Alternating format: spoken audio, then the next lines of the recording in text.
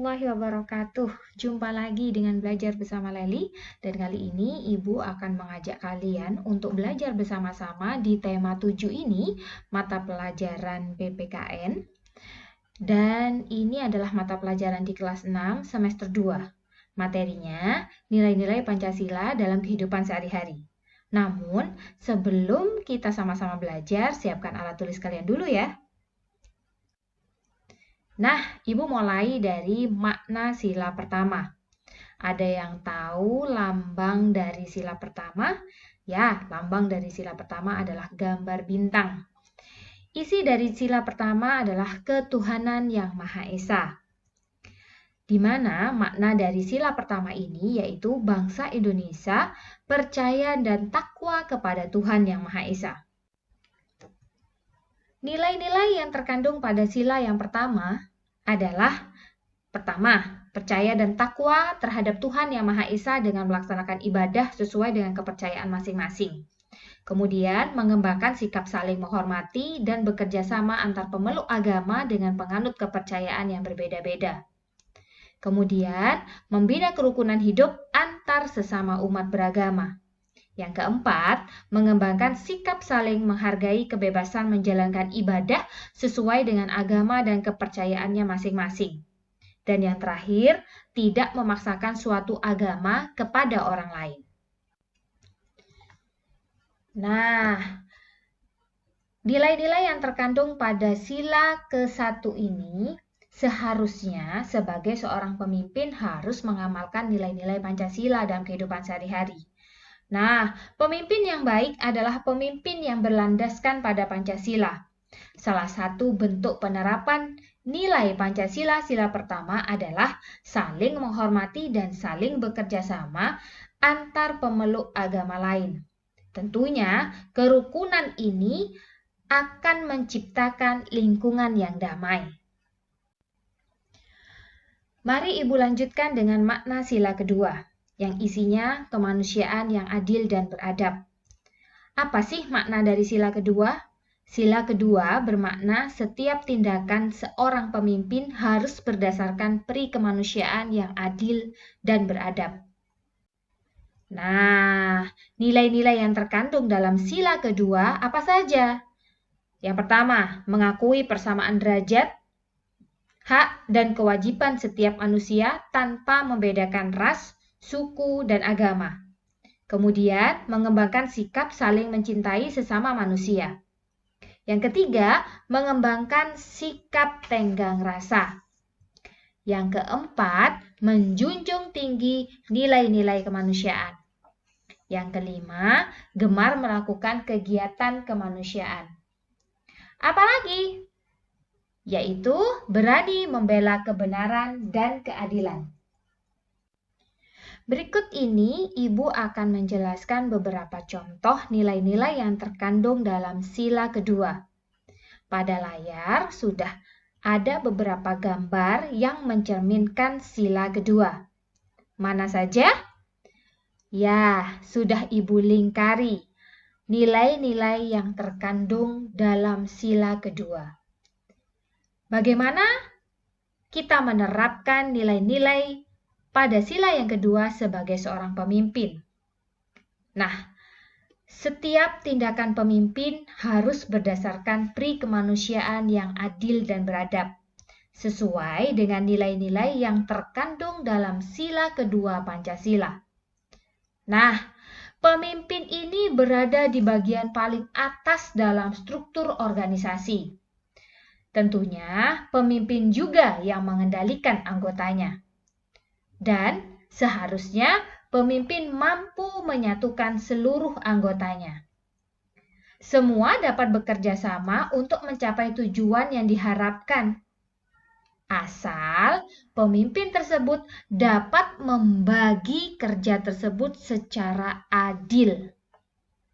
Dan tentunya pada saat menyelesaikan masalah, seorang pemimpin juga harus bersifat adil kepada setiap anggotanya. Kalau tadi kita sudah belajar tentang makna sila kedua, kali ini Ibu akan lanjutkan dengan makna sila ketiga. Sila ketiga berbunyi Persatuan Indonesia. Makna dari sila ketiga apa? Maknanya, pada sila ketiga yaitu memiliki kewajiban dan tanggung jawab untuk mempersatukan seluruh anggotanya.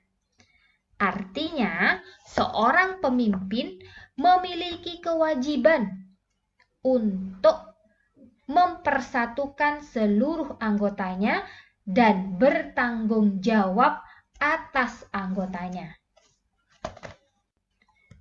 Apa saja nilai-nilai yang terkandung dalam sila ketiga? Yang pertama, menempatkan kepentingan, keselamatan, persatuan dan kesatuan bangsa di atas kepentingan pribadi dan golongan.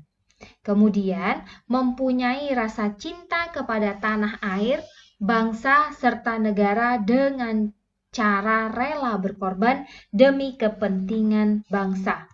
Dan yang terakhir, menghormati berbagai keanekaragaman yang dimiliki oleh bangsa Indonesia. Setelah kita belajar tentang nilai-nilai yang terkandung dalam sila ketiga, berikut ini Ibu akan memberikan contoh penerapan sila ketiga di lingkungan sekolah. Seperti yang terlihat pada gambar, anak-anak tersebut sangat tertib mengikuti upacara bendera. Nah, kalian pasti sudah tahu pada saat upacara bendera ada pemimpin upacara.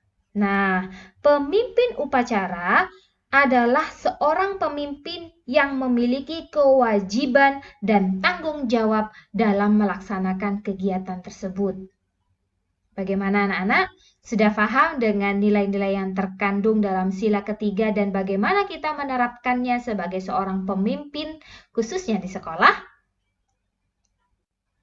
Ibu akan melanjutkan dengan makna sila keempat. Bunyi dari sila keempat adalah kerakyatan yang dipimpin oleh hikmat kebijaksanaan dalam permusyawaratan perwakilan.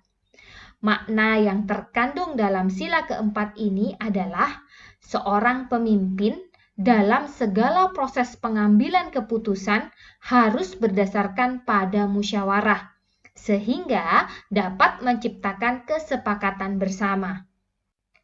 Apa saja sih makna dari nilai-nilai yang terkandung dalam sila keempat? Yang pertama adalah setiap warga negara memiliki hak dan kewajiban yang sama. Kemudian, yang kedua, asas kekeluargaan digunakan untuk melakukan musyawarah dan mufakat. Kemudian apa lagi? Yang ketiga, mengutamakan kepentingan bersama dan kepentingan bangsa melebihi kepentingan pribadi dan golongan. Yang keempat adalah saat melakukan musyawarah dalam mengambil keputusan harus menyangkut banyak orang. Kalau tadi kita sudah belajar tentang nilai-nilai yang terkandung dalam sila keempat, berikut ini Ibu akan berikan contoh pengamalan yang sesuai dengan sila keempat, yaitu bermusyawarah. Sebagai seorang pemimpin, kita harus bersama-sama menyelesaikan masalah dengan cara bermusyawarah. Dalam bermusyawarah, seseorang bebas menyampaikan pendapatnya, walaupun pendapat tersebut berbeda dengan orang lain. Hal ini harus dilakukan agar tidak terjadi kesalahpahaman dan menimbulkan masalah baru. Jika anggota musyawarah belum mencapai kesepakatan, cara lain untuk mencapai mufakat adalah dengan mengadakan voting atau pemilihan suara terbanyak.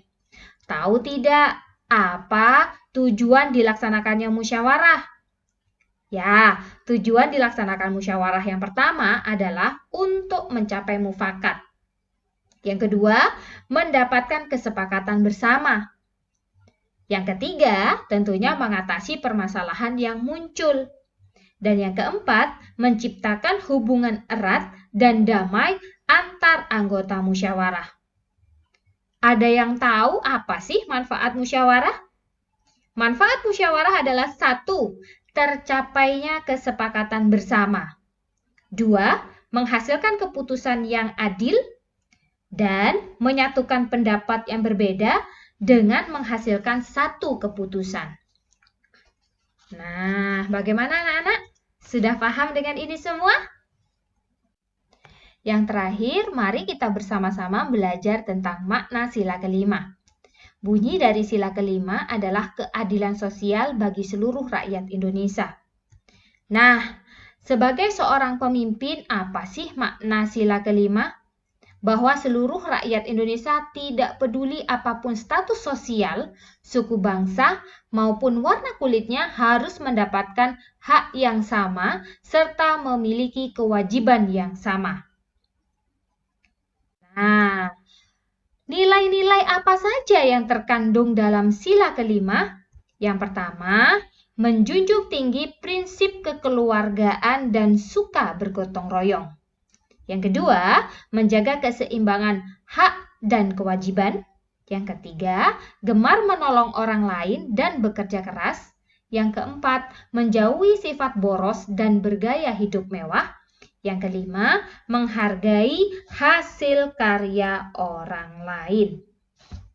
Nah, Pancasila sebagai pandangan hidup bangsa menjadi petunjuk dalam menjalankan kegiatan dan mengatur kehidupan bernegara dan berbangsa Indonesia.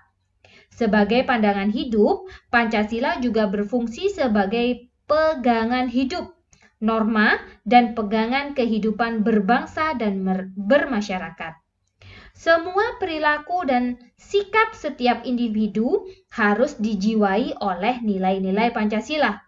Seorang pemimpin harus mampu memaknai seluruh sila dalam Pancasila lalu menerapkannya dalam kepemimpinannya. Dengan begitu, ia akan menjadi pemimpin yang adil, mampu menyatukan anggota yang dipimpinnya, serta dapat meningkatkan kesejahteraan orang-orang yang dipimpinnya.